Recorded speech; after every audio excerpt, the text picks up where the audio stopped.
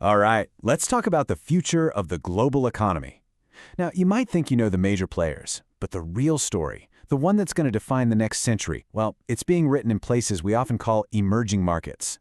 Yeah, they can be volatile, they're often unpredictable, but they are, without a doubt, the engine of the world's future. So today, let's unpack what that really means. So, get this, by 2030, which is right around the corner, emerging markets are projected to account for a whopping 60% of the world's entire GDP. Now that's not some minor tweak, right? That is a massive seismic shift. The economic center of gravity for the entire planet is literally moving, and we need to understand what's driving it. Okay, so we hear this term, emerging market, thrown around all the time in the news, in business meetings, but what is it really? Before we dive any deeper, let's just lock in a clear, simple definition so we're all on the same page. At its heart, an emerging market is simply a country in transition. Think of it as an economy that's on the move. It's not quite a developing nation anymore, but it's also not yet a fully developed economy like, say, the US or Germany. The key ingredients here are speed and momentum. We're talking rapid growth. It's all about what it's becoming. It is all about potential. And that very potential, that forward momentum, creates this central puzzle that defines these markets. It's this constant, powerful tension between incredible risk on one side and absolutely incredible reward on the other. If you can really get your head around this one idea, this duality, then everything else we talk about is going to make perfect sense. Let's start with the tough stuff first, the challenges. Because, let's be real, they are significant. Trying to invest or run a business in these places, it is not for the faint of heart. The very things that create all that opportunity also create just immense volatility. And the hurdles are real. I mean, just imagine trying to run a business where political instability could literally change the rules of the game overnight, or where regulatory uncertainty means your big plans are tied up in red tape for months, maybe even years. And what about when basic infrastructure gaps, roads, electricity, mean you can't even reliably get your product to your customers? It's a completely unpredictable playing field. Okay, but on the flip side of all that chaos lies this massive, untapped potential. And we're not just talking about profits here. This is where some of the most world-changing innovations are actually being born right now.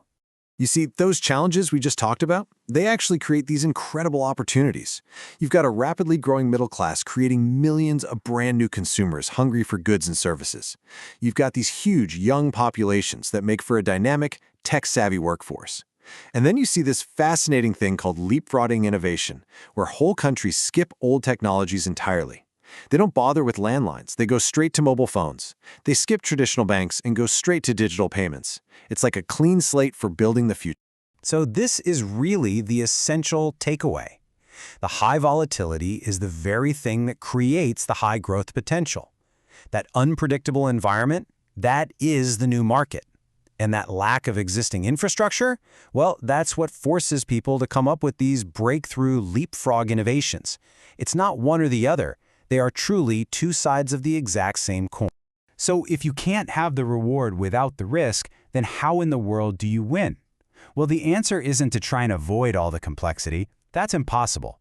It's to build a framework, you might call it an architecture, that is specifically designed to not just survive, but to actually thrive inside all that chaos. So how is it actually done? I mean, really, how do you build a business that doesn't just get by, but actually succeeds and grows in this kind of environment? Well, it really seems to boil down to 4 key strategies. First up, you have to adapt. You can't just parachute a Western business model in and expect it to work. It's got to be reshaped for local tastes, local incomes, local everything. Second, you've got to connect. Building deep local networks isn't just a nice to have. It's the only way you're going to navigate the unwritten rules of the culture and bureaucracy. Third, you must deliver. Mastering the last mile, that huge physical challenge of actually getting a product into a customer's hands where roads are bad or logistics are a nightmare, that is often the hardest and most important piece of the puzzle. And finally, you have to commit. This is a long-term game. Any kind of short-term thinking is going to get absolutely crushed by the inevitable ups and downs. And make no mistake, figuring this stuff out isn't just some academic exercise.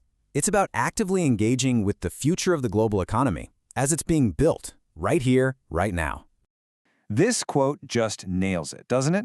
It perfectly captures the mindset you need. It's not about trying to avoid risk, it's about building the resilience to manage it, and maybe even turn it into an advantage. Like it says, the real key is learning how to flip the coin. So look, this economic shift isn't something that's going to happen, it's already underway. The question for all of us is no longer if we should engage with these markets, but how. How are we going to build these architectures of opportunity that will really define our collective future?